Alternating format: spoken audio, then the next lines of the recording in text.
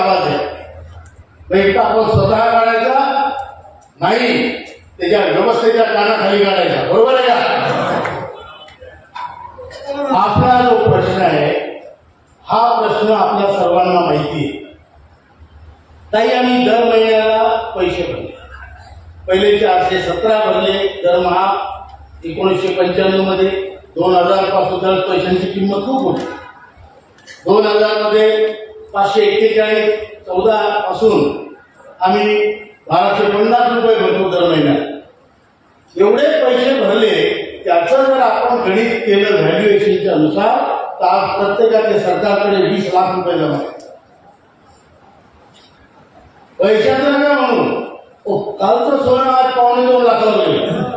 पैशाची व्हॅल्यू कमी जास्त कशामुळे होते, व्हॅल्युएशन कसं करायचं जर पाहिलं तर तुमच्या सगळ्यांच्या सरकारकडे 20 लाख